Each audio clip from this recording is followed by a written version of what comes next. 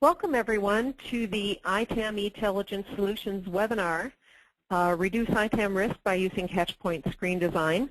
My name, of course, if you don't know me, is Lynn Weiss, and I'm from ITAM. And I have Brett Husselbaugh with me, who is the CEO of Intelligent Solutions. To start things off, I wanted to give you a few instructions. Of course, as attendees, your lines are muted, with the exception, of course, of our presenters. To ask any questions, all you need to do is in the little question or query box for GoToWebinar. And at the end of the session, we will have an Q&A session. We have a few questions already, so I don't know how many of those we're going to be able to get to, time permitting. But if we don't get to all of them, we'll answer the remaining questions via email after the webinar is over. There will be a link on the ITAM website as well as the Intelligent website, hopefully as early as next week, with a recording and playback of this webinar if anybody is interested. And remember that for everybody that is ITAM certified, this webinar counts as 2 points towards your recertification. And it is your responsibility to keep track of that recertification information. So to get things started, I wanted to set the stage and give a little overview here and introduce Brett. As we all know, ITAM, the practice of IT asset management, is largely about processes. And if the process breaks down or is ill-defined, the result is degrading data accuracy, regardless of what kind of electronic tool you're using. Most solutions suffer in maintaining data accuracy, and competent capture of changed asset data is typically the primary culprit. In this webinar today, Brett is going to share with us what he has learned working with his clients over the past 20-plus years or so in this space, and what works, what he's found what works, and what does not. So to get things started then, I'm going to turn it over to Brett. Thanks, Lynn. So as Lynn mentioned, today we're going to cover some design criteria that we've come up with over doing this for the last 20-some years, and specifically around designing what we call catchpoint data capture screens. And I'll define what a catchpoint is here in a moment. Just to let you know, this presentation is really the topic of a white paper that you can find on our website. So if you want a little bit more in-depth coverage of this, and some of the anecdotal stories that I'll be telling that support some of the design criteria, feel free to go out to our website and pull that white paper down. We also reference some other white papers within this presentation, and they're up there as well. So you can find those on the resources section of our website if you're interested. Just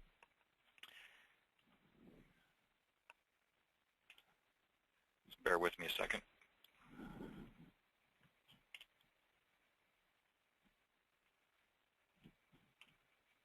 Finally, good.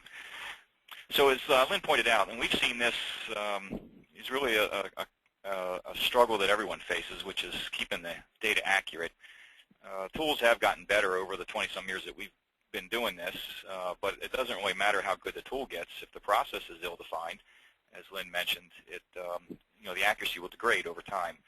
And so, for instance, let's say you're trying to track the person who is assigned a given asset. That person could hand off their asset to somebody else, and unless they know that they're supposed to update your records in some way, that it probably won't happen. And that happens a lot, and over time, at least the assignment information that you're trying to track the accuracy of it starts to degrade. Same thing happens if someone moves it into a different location and you're trying to track location. There needs to be a process defined. They need to know that what they're supposed to do. It needs to be easy to do. They need to be motivated to do it, and someone needs to be watching to make sure they did it. And if one of those pieces is missing, then what you're going to get is degraded accuracy over time. So we're going to talk about specifically the design of what we call catchpoint screens, and some of the do's and don'ts, things that we've seen that work and don't. So first, I've mentioned this a couple times now, so just let me define it. And if you look at the life cycle of an asset as it comes in to the enterprise, goes through its use, and then eventually is removed from service, it will go through some defined steps. And those defined steps exist whether you've got an ITAM program in place or not. It has to be purchased usually. They'll be received. Then it will be installed. might be moved around a little bit as it's living its life, and then eventually be decommissioned and disposed of. And then over time, maybe some service desk calls will be placed against that given asset. So these functions exist in the organization, as I mentioned, even before ITAM comes into play. So usually when we work with clients, we look for how strong their processes are already around some of these life cycle points. And then what we try to do is instrument those points to capture asset data at the time the asset data is changing, because it's usually these activities that cause change to the asset data. So we try to instrument existing processes so that we kind of keep to a minimum the introduction of new process and try to leverage what is already in place by instrumenting. So we call these catch points. So these are, as the name would suggest, places where you catch data change.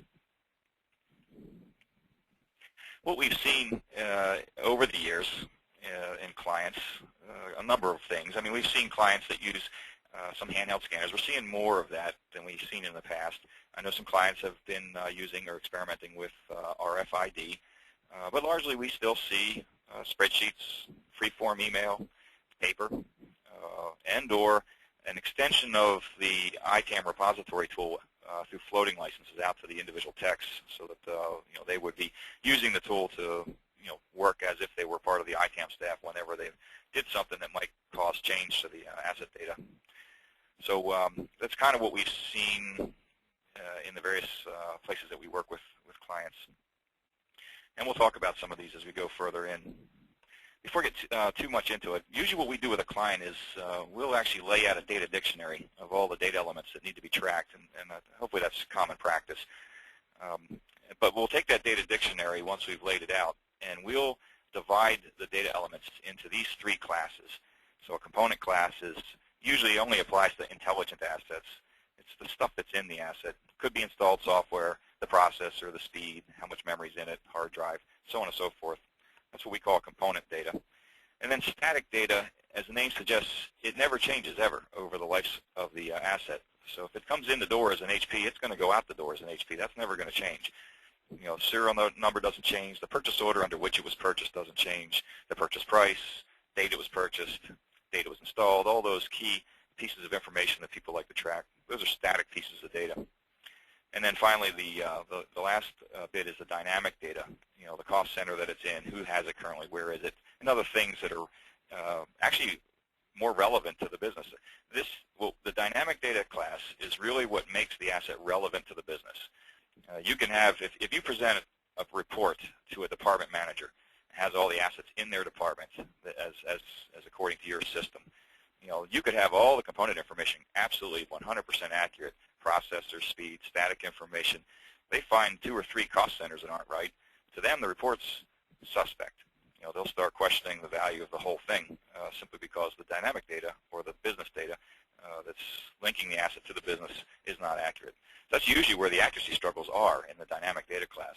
That's usually also the class that requires the most process, because it doesn't matter how smart an asset is, it really can't tell you what cost center it's in. Someone has to do that for you. So you rely on people and the following a process to capture that information and try to keep it accurately. The reason we break the data elements down into these 3 classes is that each class has a different philosophy or a different pursuit that you want to do when capturing data. Component class is satisfied by auto-discovery. That's where auto-discovery is really strong, and that's where you want to use auto-discovery and leverage it for picking up your component class information. So usually when we're designing capture of data, if there's auto-discovery, we just check that one off. Okay, we've got component covered. Okay, then static information, what you want to do with static information is you want to capture it once early in the life cycle of the asset from a trusted source, and then protect it from downstream change. I can't tell you how many clients we've seen that go after static data elements downstream of the original capture and wipe them out because they're getting it from a less trusted source, and I'll talk a little bit more about that later on. Dynamic, that's where you want to focus your process. That's where you want to focus your data captures around the dynamic. Usually when we lay out our data dictionary, we'll lay it out against the catch points that we've identified, and we'll lay out the data elements that are most probable to be captured at each of the catch points based on our analysis. And we try to do quite a bit of redundant coverage of the dynamic data elements. We want to see those picked up by more than one catch point. If we can't pick it up by more than one catch point, then we have really identified a weakness in the process that's going to need to be addressed. So we boiled all this down over the last 20 years to 10 principles that we feel are important to follow when designing the capture of data. I'm not going to go through them on this screen because we go through them one by one in the subsequent screen. So this is just for your purposes or anyone who might read this later. So let's start with the first one. The first one, it's important to select the correct capture media for the job. So I mentioned RFID, and people use RFID. Typically what we see still largely is you're either doing paper-based or free-form email, or you've got some capture form or capture screen that's either going to run on a PC or it's going to run on a handheld scanner. And we'll talk a little bit about scanners. They're not really the focus of this. They deserve a webinar in and of themselves because the philosophy or the way you use a scanner is way different in our experience than how you would use a PC. We feel that those that try to take a PC-based data form and port it down to a scanner and treat the scanner like it's a miniature PC, kind of all they do is really focus on the weaknesses of the scanner and don't leverage any of its strengths. So you really need to think thoroughly through how you were going to leverage scanners if you're going to get the most out of them. But certainly what you don't want to do is try to take a form that's got requires a lot of typing and/or selection of drop-downs, and port that down and/or lookups and port that down to a scanner. You want to leverage a scanner for what it's good at, which is scanning barcodes. Again, that's the subject of another webinar because it's quite you can go quite deep on that. But it's important actually to pick the right capture media. Usually we like to use scanners for what we call floor walks, so periodic floor walks. I will say this, despite your best process, you're going to get inaccuracy creeping in to the repository over time. It's a given.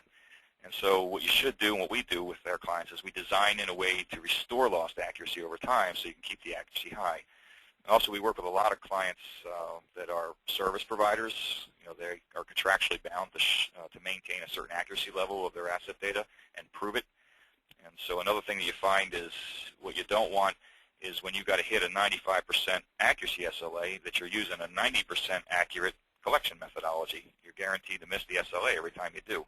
So we design very highly accurate capture methodologies for clients, and we'll usually use scanners for those. Anywhere where you've got a lot of data entry going on, we prefer screens. We find that you get the best accuracy on this. Doing it that way, it kind of lends itself to using a full-scale keyboard and a full-scale screen really lends itself better to high-volume data entry. And anywhere where you can hit things with barcodes or have a lot of finite choices is really where the scanner is best to employ. We also like to use the scanners at receiving catch points. A lot of times, especially if you've got stuff out in a warehouse, you got to move to where everything's stored, and it's not convenient to drag PCs around trying to do that. So we find scanners are good for receiving catch point too. So I've just covered this second slide on the first slide. Another thing that we find is you want to avoid multiple levels of screens. The audience that you're usually targeting this capture for doesn't do this for a living. They do other things. Could be an end user who's being asked to fill out some information about their asset periodically. Could be usually it's technicians that are out there fixing things or moving things, doing IMAX. They do other things. That's not their primary job. They're being asked to do this as a secondary job. They're not going to get very adept at the tools you put in place. What you don't want is anything that takes a lot of time. Whatever the three things you want to keep in mind: it needs to be fast, it needs to be simple, it needs to be obvious to the person who's using it.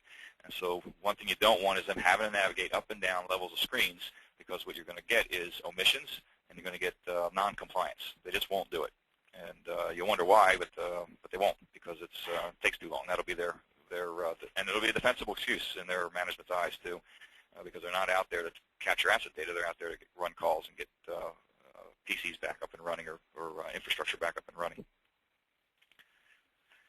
So in line with that, the third principle is it's better to have many singular purpose screens than one multi-purpose screen.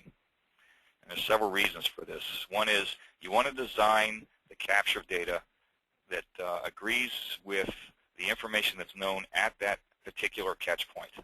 For instance, if you ask somebody at the install catch point to pick up the purchase order number, they probably don't have that information available to them. So you would not want to put that on the screen, because what you're going to get are either omissions, it won't be filled in, blanks, or worse, they'll try to fill it in with something else, and you'll end up with errors. And if you already picked up the purchase order, you could end up wiping out good data. That's what I talked about earlier, where you want to lock down static data and not go after it again. So you want to keep the screens, and if you keep them singular in purpose, and you make them agree with the work that's being done and the order in which that work is done, then you also find that you can comply with design principle number 2, which is you don't need multiple levels because the screens are smaller. There's less information on the screen, so therefore you can get it all on one screen. We prefer web-based screens to anything else when doing this, for the reason that anything is instantly, you can change something in a drop-down, it's instantly visible to everybody, and also the page kind of scrolls down in an orderly fashion, so you can fit more on a single screen. You also want to, what you don't want to do is you don't want to put data elements that are not applicable to that catch point on the screen. You're just inviting error when you do that. I can't tell you how many folks I've seen do that, where they send the tech out, for instance, hey, while he's out there, let's get him to pick up the serial number again. Well, guess what? You end up getting serial numbers wiped out. You had perfectly good numbers to start with. I've seen that happen many times. So that's another one of those lockdown static and don't go after it again, but same kind of principle. You put something on the screen that's either not known or not part of that work effort, and you're going to get the errors introduced by doing that. And this goes in line with capture or design principle number 4. You want to understand what work's being done at that particular catch point. What do they actually have available to them at the receiving catch point? What's actually available at the disposal catch point? What does an IMAC technician actually have available to them? What can they see?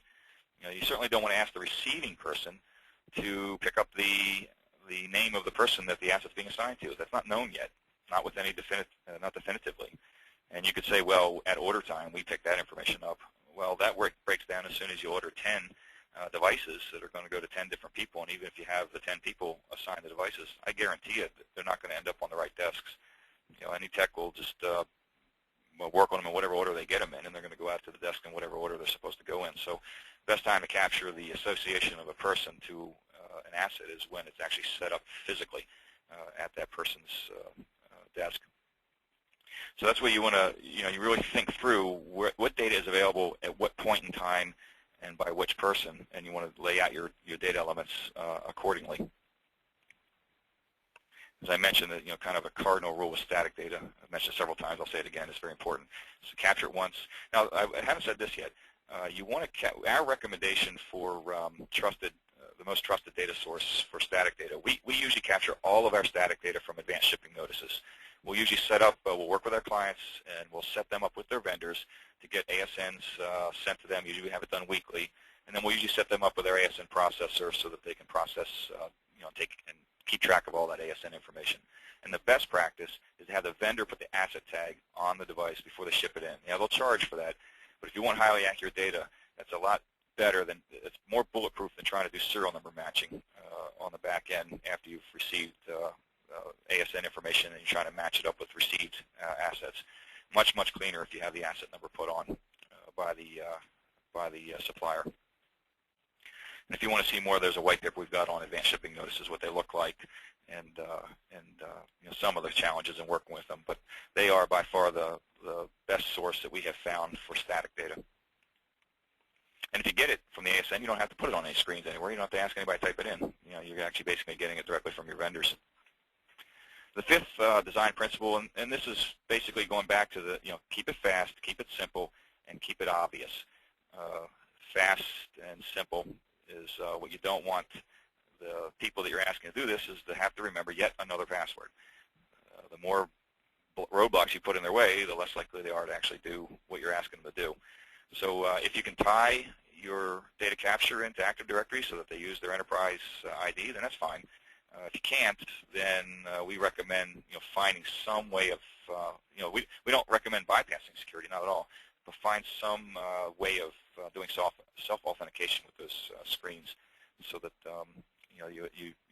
you invite people to want to use them, basically, or you don't put up a deterrent. To say it the other way, you don't put up a deterrent that would prevent them from wanting to use them. This is important. Number 6. we went on a inventory job once for large clients, and they weren't happy with how fast it was going, so they said, stop entering all the information as you go to each asset and set up a big staging area, and we'll do all the data entry there, and we'll just run forms back to the data entry people. Well, the accuracy was not nearly as good as a result, and as a result of, I can't read the person's writing, or they left it out, or they picked up the wrong information. As soon as you get just a few feet or a few minutes from the capture point of when that data changed, it's almost impossible to go back and get it. Try tracking down a tech who forgot to get the information you were looking for because you let them send it in on a free-form email or some other Word document or something, and they forgot to get a piece of information, or they picked up the wrong piece of information. Try track them down and or get them to go back to the asset and get that information for you. You might be successful, 10% of the time, but largely that'll just end up as holes in the database, or the old information will still be there, and it'll be inaccurate. So that's one way that inaccuracy creeps in. So you definitely want to capture data as close to the event as possible, both in time and in space. And more, as importantly, you want to put any validation that you're going to do on that data at that same point. Do not want to do the validation after the fact, and I'll talk about a client and what happened to them as a result of having their validation not thought through well. And I'll talk about that here, because the next important thing is you need this. One thing I'll say about asset management over the years is, if you're a database designer, you want everything in third normal order. Everything's got to be related and clean, and no duplication of data across tables and so on and so forth. But asset management doesn't, in the real world, in my experience, doesn't really lend itself to that level of perfection. And so there needs to be a little bit of realism kind of sprinkled in when you're designing an asset management solution. And here's an example. Well, first we'll start talking about drop-downs. Let's talk drop-downs first, and I'll talk about the example. So one thought is, okay, we'll restrict data entry to various drop-downs, and where you can, you want to do that. You definitely want to do that because it creates uniform entry, but you can get carried away with that. So here's for instance, we worked with a client one time who thought they had an absolutely comprehensive catalog of every asset they had ever bought, so manufacturer, product description, and model number information. So they gave that to us, and we put that on drop-downs. We weren't 10 minutes on that site before we found something that wasn't in those drop-downs. And so if you restrict somebody to drop-downs, what they'll do is they'll pick the next closest thing. And it's not really a LaserJet 4. If I got 4N, I'll choose that. So, or the reverse, right? So that's the worst thing that could happen, actually, because it passes all the validation rules. It doesn't stick out on a report. You look at the report, it looks right on the report, but it's wrong. The data's wrong. So that's a way that inaccuracy creeps in if you're not careful about how you design drop-downs, and if you're going to constrain, and if you're not going to constrain the drop-downs. In our experience, you can constrain the status, lifecycle status. You can constrain the cost center if you feel you've got a full list on a bridge list of your cost centers that came out of your ERP system. You might be able to constrain the name. Depends on if your system has contractor names in there, because you're going to hit contractors when you go out, so you need to make sure that their names are in the list as well. And depends on how tight you're getting for tracking site or location. You might be able to constrain the site. We recommend not constraining to model and product information, possibly to manufacturer. What we usually like to do as a compromise that works is we'll constrain, but then we'll put a button on the form where whoever's doing the data entry can add a new product if they encounter it. We'd much rather them attempt that than pick the next closest thing on the list. And you certainly don't want to open up the free form. That invites a whole nother mess that takes a lot of cleanup and normalization on the back end. So it is, but it is you do have to think through it, and some experience really helps. But the result, if you don't go through the design process properly, is inaccurate data and/or a real big mess to clean up. Now I'll talk about the other realism, which is this third normal order thing. Worked with a client once where they wanted to track asset location down to the cubicle. And so now someone else designed this. I was just asked to come in and just kind of analyze it and help them fix some of the accuracy issues they were encountering. And so what they did was they set up a hierarchy, and they enforced this hierarchy in the validation rules. And the hierarchy was site, and within a site, building, and within a building, floor, and within a floor, room, and within a room, cubicle. And so The problem was that when they started, there was no definitive source of data that had all of the sites and all of the buildings at all the sites and all the floors at all the buildings and all the rooms and all the floors and all the cubicles and all the rooms anywhere. So there wasn't any definitive list that you could check against to enforce this this hierarchy. And so when they designed the capture media, they were using handheld scanners. They designed it freeform, and they allowed freeform. They had no choice. But after a physical inventory, they used that information and normalized it to create the definitive list, or as close as they could get to it, and then started doing validation. But they did the validation on the back end as opposed to pushing that, redesigning the scanners and pushing the validation up to the to the point of change. And so what happened was the scanners would accept freeform. It would get stuck in a staging table, and when it went to get consolidated into the main repository, it got thrown out as an exception. Almost every record got thrown out as an exception. So the ITAM staff was having to deal with thousands, literally thousands of exceptions a day coming from the ongoing floor walks that they were required to do. And it was all because no one really thought through, or inexperienced people set it up. The ramifications of the decisions they made in terms of they broke the design principle of making sure that they did the validation as close to the change as possible. And the other thing I would certainly I would never recommend you get that granular and trying to track location. You got to trade off somewhere. What's the value of doing that versus what's the cost of doing it? But if we were to required to track that, certainly we would probably open up freeform to anything below site or maybe building, but we certainly wouldn't enforce that level of hierarchy all the way down to the cubicle. And you had data that was actually good getting thrown out as exceptions because in the database, the floor was in as 0, 1, and the person on the scanner entered 1. It's the same thing, but not to a computer. So the computer was throwing it out as an exception. So as a case in point of, you want to kind of put some realism into your design, understand what's realistic to expect in terms of being able to actually capture data and what's not realistic. And you certainly don't want to go overboard on the constraints because what you do is just create a lot of cleanup work for the ITAM staff. Because the whole time those things are sitting in exceptions, they're not in a live repository, so they're not being reported on, and the data is inaccurate because they're all sitting in the exception queue. And you can only work through those exceptions at such a pace. So how you design the capture data is in our experience, very critical to the accuracy you'll see and also to the workload of the staff themselves of having to deal with it. There's another white paper that we've got in here called the value-based approach that we'd recommend. Usually we'll work with clients and try to focus their ITAM programs on creating tangible value. And if you do that, you do it successfully, one, you can create solutions that are tolerant of the typical inaccuracy levels that you'll see. So the inaccuracy isn't as critical as a solution that has really no defined, crisply defined value proposition that it's trying to pursue.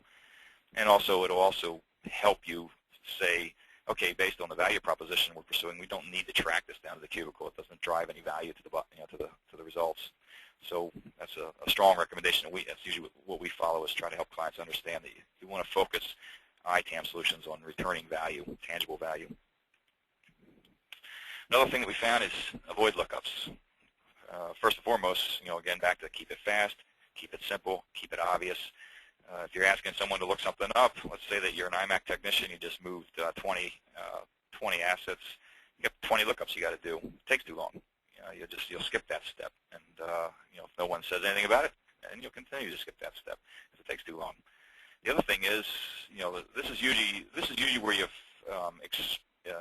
expanded or extended the tool out, the actual repository tool out through floating licenses or however you do it, to staff outside the ITAM world, and ask them to use the tool as if the ITAM staff would use it, where they would look it up, they'd navigate to the change fields, they'd make changes, and they'd save the record.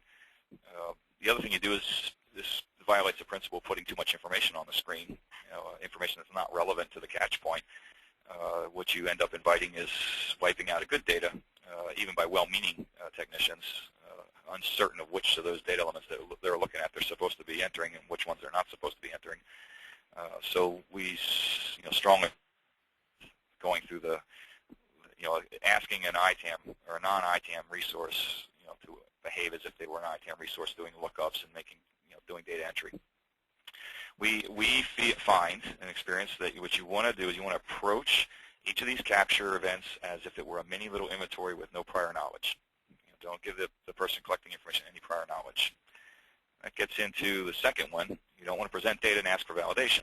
We had a client that they had outsourced their technicians to a service provider, and the technicians, the process they had set up for them was that they were supposed to go to the Argus. They were using Argus database and pull down a report out of Argus that came down to them as a Word document, and it was a list of all of the known assets that were assigned to the person that they were about to go do a call for. And they were supposed to take that Word document with them out to the person's desk and do a mini inventory, just based on what was on the sheet, and just check off what had changed, and then forward that back, go back and type up the results into the Word document, and then send that back off to ITAM, and then ITAM would data enter the results and update the changes.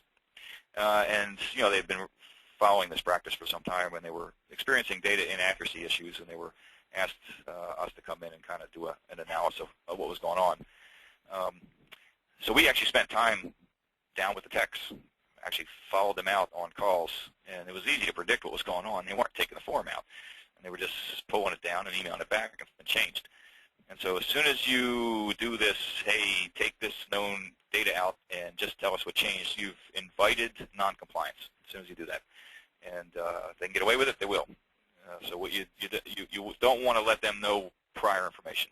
But then again, you don't want to be asking for 7 pages worth of information back from them either. You want to be very precise about what needs to be captured, which is why you lay out the data dictionary and you just go after the dynamic data elements. That's a much smaller list of data elements that you're trying to keep up with over the life cycle. And that's less onerous, and you're not asking that much of the technician if you design the screens and the data capture properly.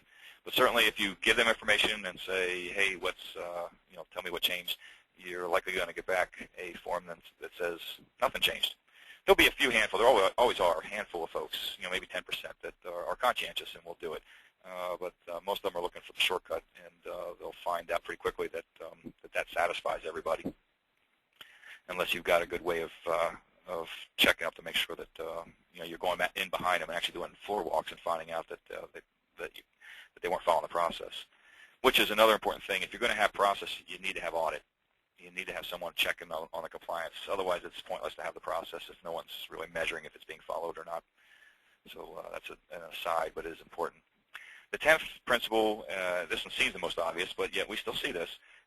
You want to avoid paper and email, any kind of free form, open form, anything that's going to require a swivel seat or a double entry where someone's going to capture the information in a free form, send it over, and someone else is going to enter it. There's just opening the door for omissions and accuracy issues doing that. Probably why we see it is because it's the easiest to implement. There really isn't much in the way of, the tools are there, email's there, paper's there.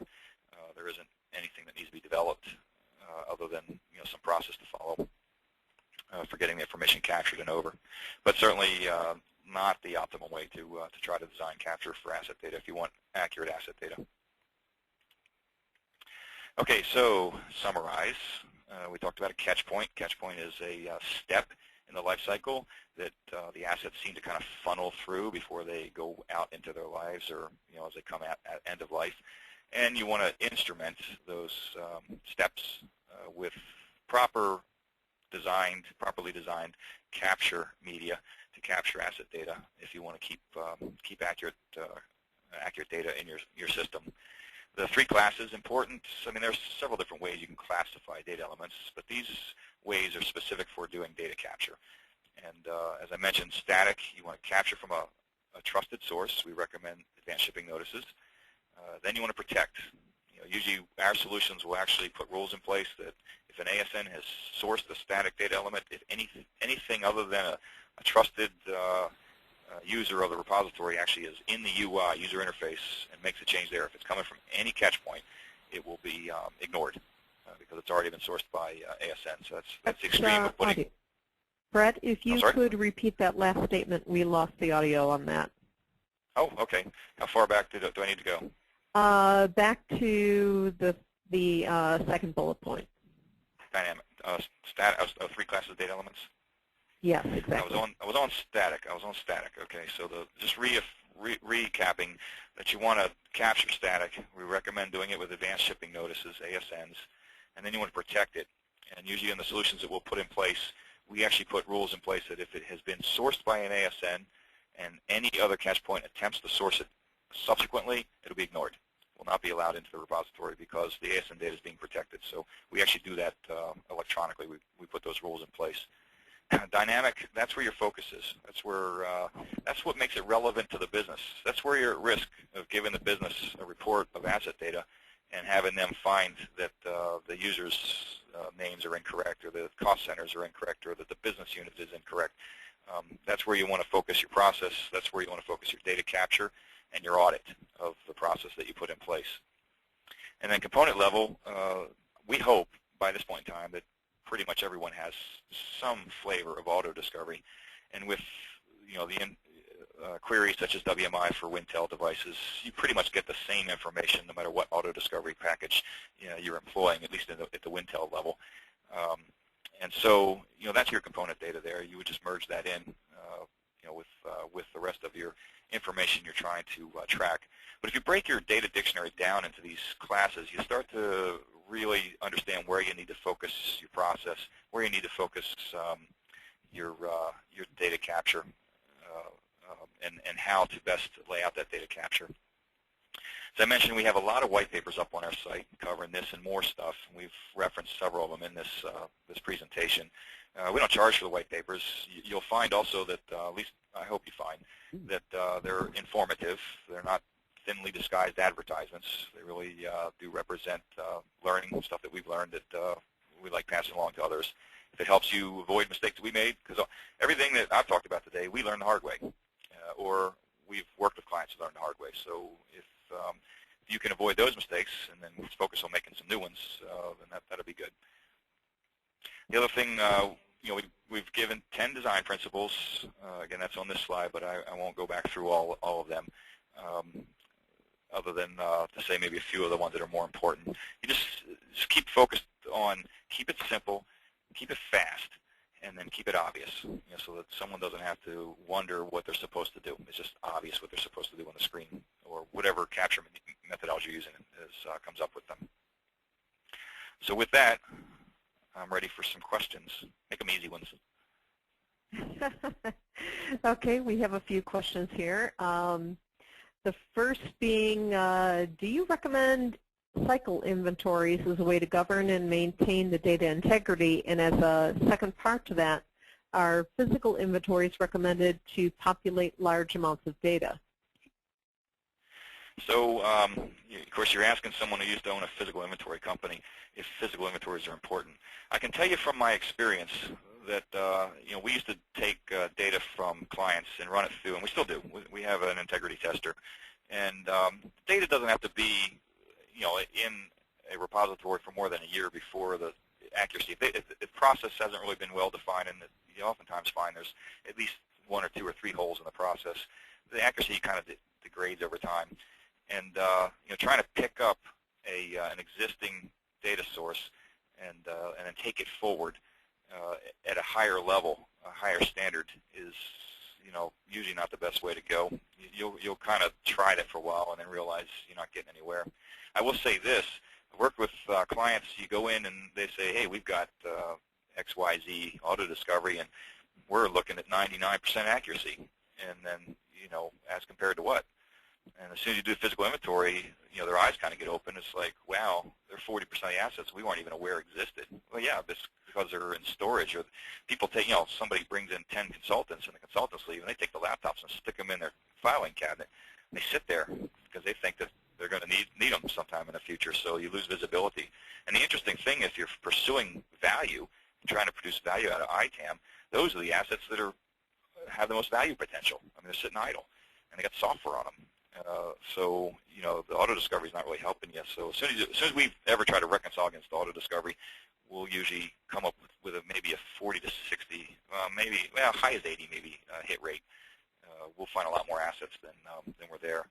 And cycle inventories, absolutely. We call them floor walks. You can get them real efficient if you use the handheld scanners and you design the collection methodology. We try to design hands-off, so that everything is scanned. We use procedure codes on the barcodes so that the scanner knows what data element you just scanned, so you don't get crossed up with data elements going into the wrong data fields. We use barcoded drop-downs, so very, very, you can do it very efficiently. Again, if you focus on your dynamic data elements, that keeps the data elements you're actually trying to capture with those scanners minimal. And yes, absolutely recommend that, because you will experience lost accuracy over time. That's a given. There's no perfect solution, no matter how good your process is or how small your solution or the asset base is.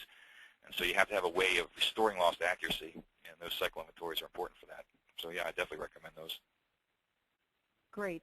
A couple people here have asked if the slides are going to be made available afterwards, and I want to let everyone know that you have to excuse me for that, because I failed to mention that as part of the follow-up, eTelligent will be sending potentially sending a copy of the slides in PDF to everyone that requests a copy. And of course, the presentation will be available from both websites afterwards as well.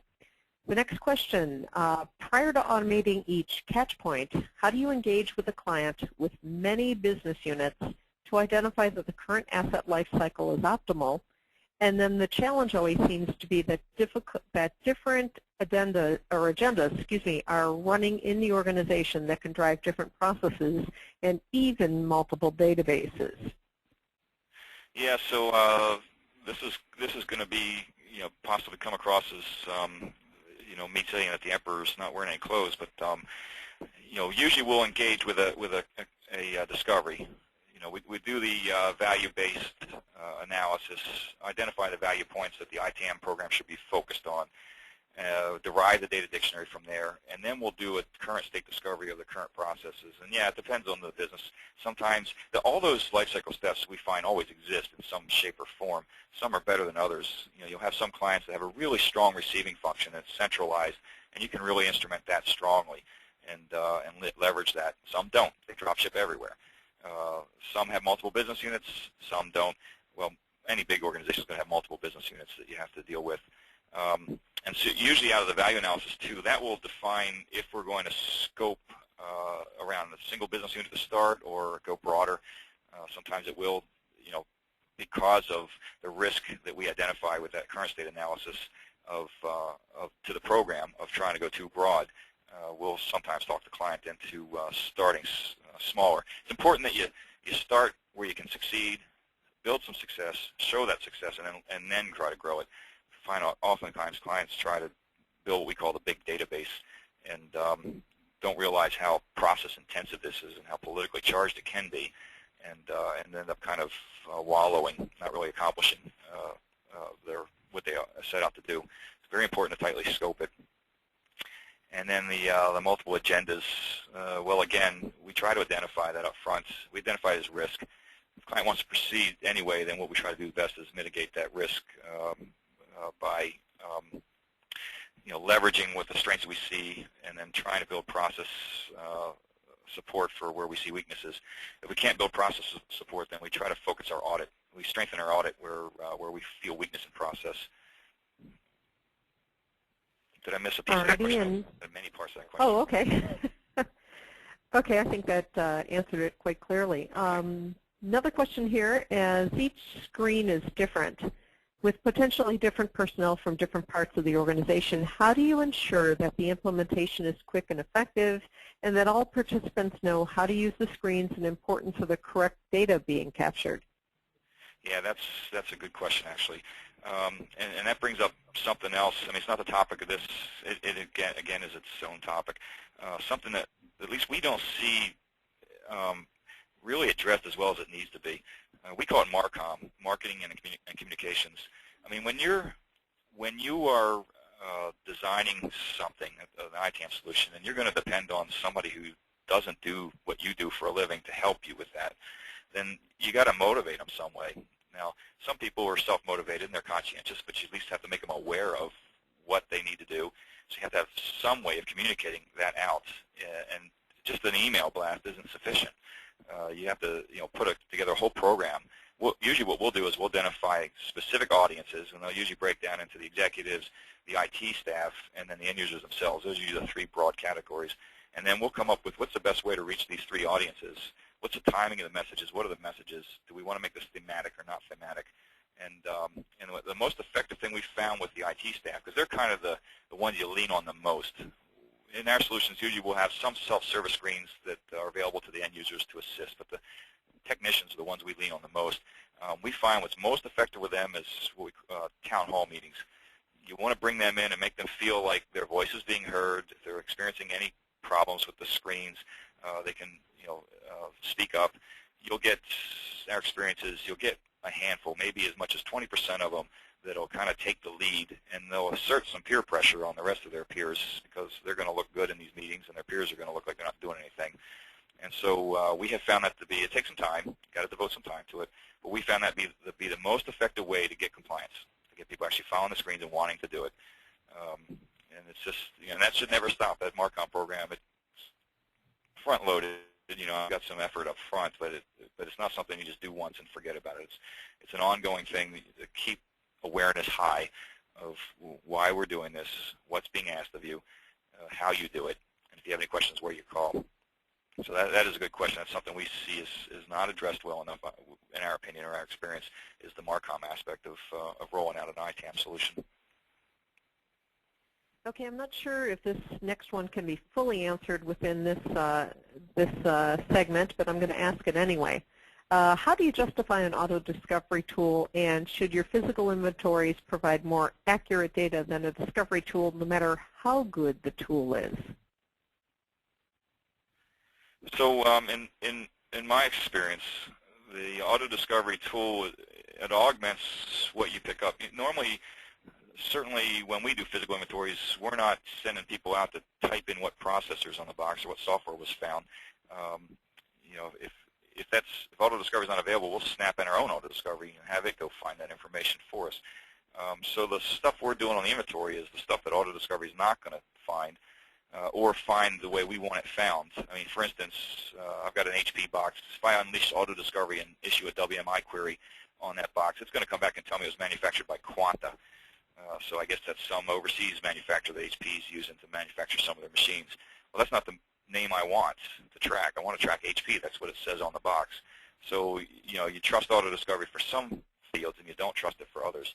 And so usually the inventory effort is aimed at what auto-discovery is not going to get you. It's usually the manufacturer, product description, serial number, model, who's it's assigned to, what its location is, what cost center it's in.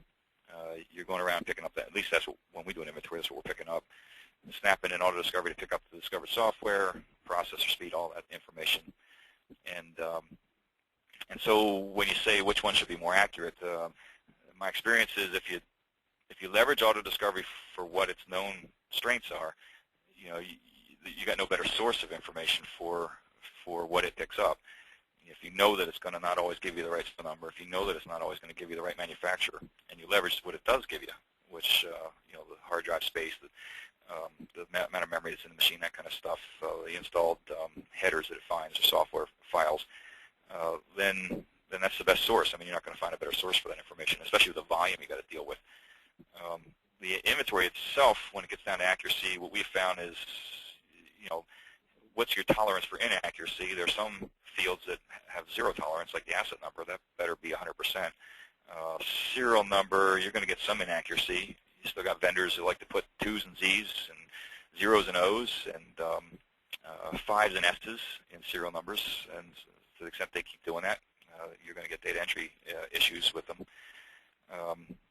So and how you justify auto-discovery, that might be outside the scope of this. Usually when we're brought in, that's already been justified and it currently exists. Usually it's there for a different reason. It's there usually to support, in a large organization, software pushes, patch pushes and such. They'll bring in a system to push software, but that just so happens the software has to know what the content is that it's pushing to, so it has to do auto-discovery. So they'll leverage that auto-discovery capability from those systems.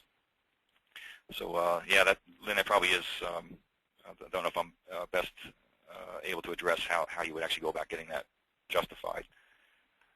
Exactly. I think that that too is environmentally dependent as well, as to depending on the environment you're working in and what are the issues surrounding it. I mean, is it a spend issue? Is it a resource issue? There are a lot of things that go along with justification. of a tool. So that's something I think that you should possibly talk offline, and we'll Sure. pass that information along to you. We have a few more questions, but we're quickly running out of time. We wanted to kind of keep this to about 50, 55 minutes. So I think some of the rest of the questions that we have here we'll answer afterwards via email, if that's all right with you. And I want to thank everybody for participating in today's webinar, especially Brett and his team for presenting today. As I stated earlier, all the remaining questions will be answered via email. The recording will be available early next week, hopefully on both websites, as well as Keith Thompson from Brett's organization will make the PowerPoint presentation available to everyone via PDF afterwards as well. For additional information or to direct any additional questions, please refer to the information on this contact slide here. You can contact either Brett or Keith. And this concludes today's presentation. And again, thank you everyone for participating. Bye now. Thank you.